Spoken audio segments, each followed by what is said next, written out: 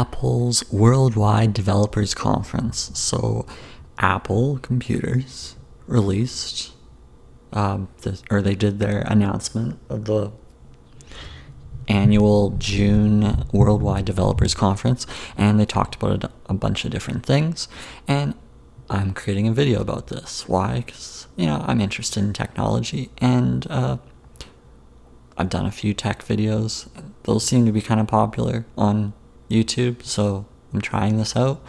Anyway, I'm not a huge tech expert by any means, but I've been following Apple. I have an Apple device. I've owned several Apple devices over the years, and I can comment at least on the technical details here.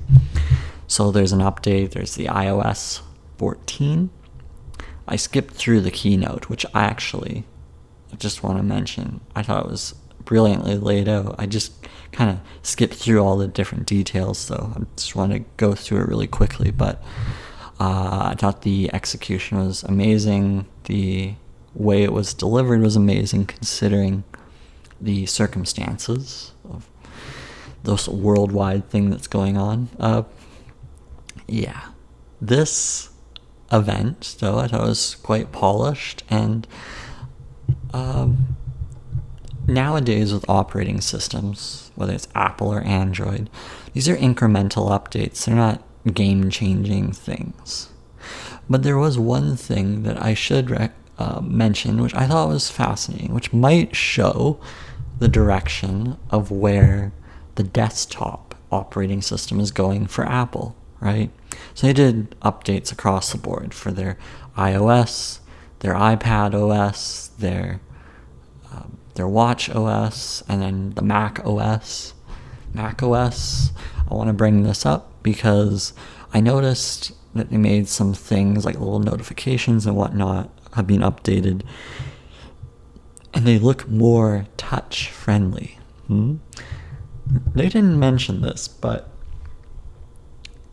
when I looked at how it was all very touch-friendly, basically that told me Apple is perhaps eventually going to make a touchscreen desktop type computer, because it all looked very, it looked more mobile friendly than typical, right?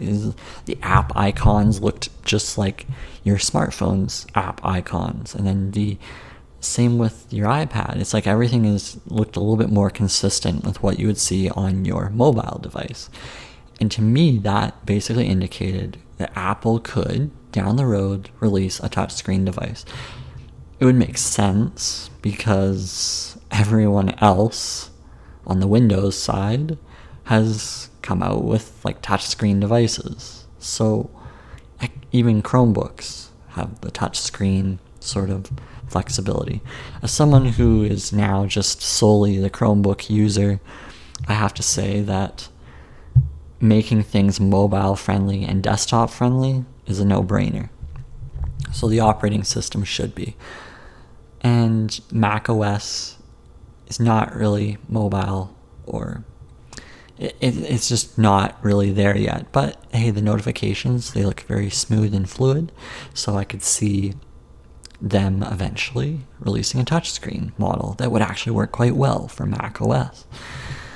For iOS 14, their update to the mobile version, I noticed for the smartphones, they have the widgets which Android has had forever.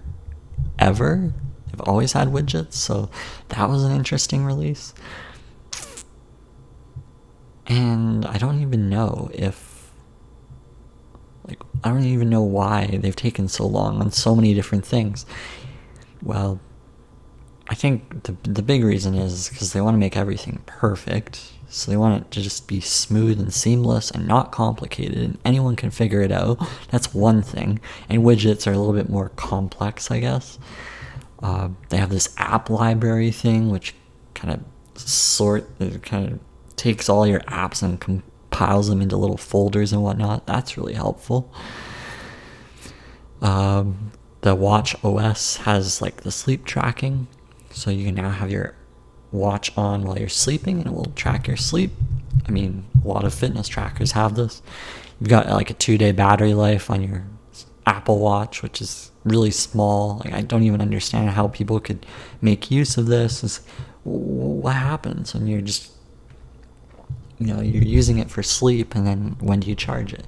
I feel like it should charge from your body, right? That should be the next update.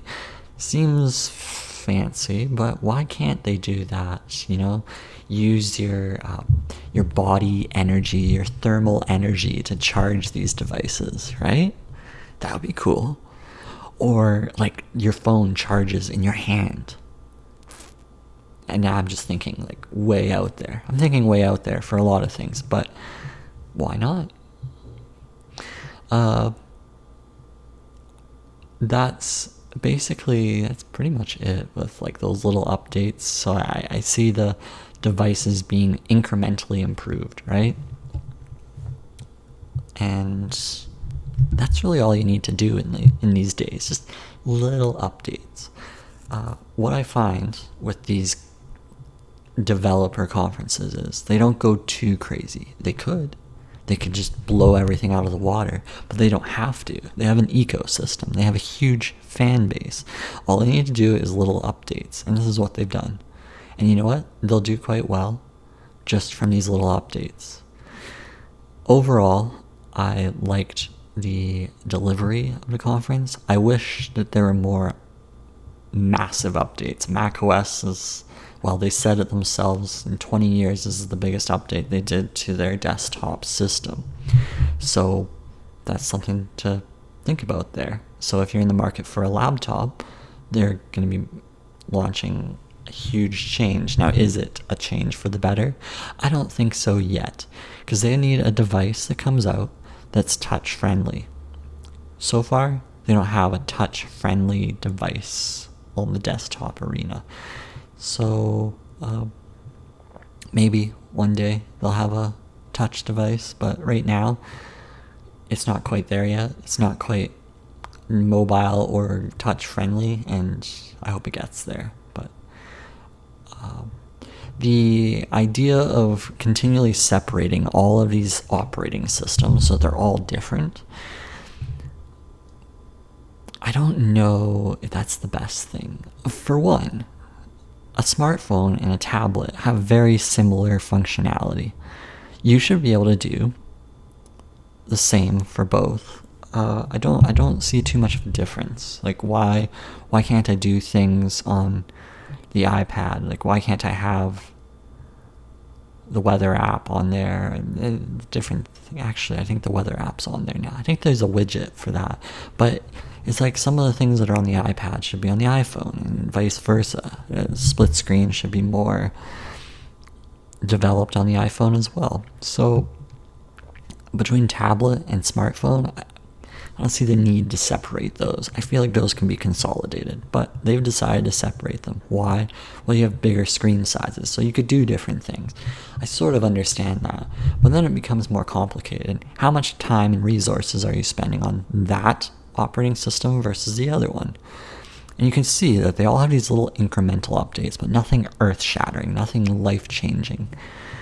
And if they invested more time on like one solid operating system that just blows you out of the water, then that could be interesting.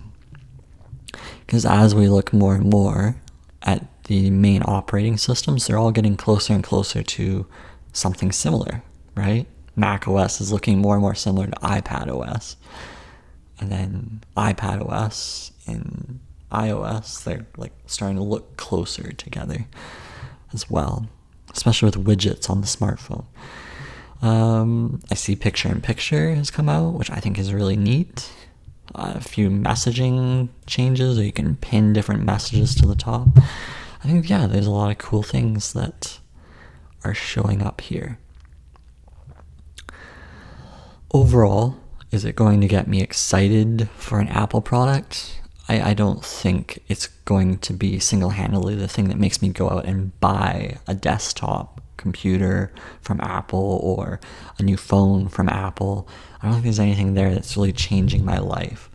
And that's where Apple maybe needs to work a little harder. It's certainly like WatchOS is completely different from the others, but I don't see myself having an Apple Watch.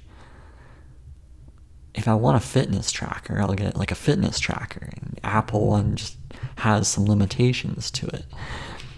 So this really all comes down to hardware. But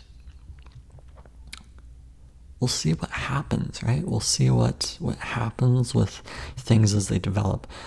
What I've noticed with these worldwide developer conferences is that very little changes from the time of the announcement to the time of release, right? There isn't very much different in what you've seen on the show and what actually gets released. There's very little additions. So what you see is really what you get.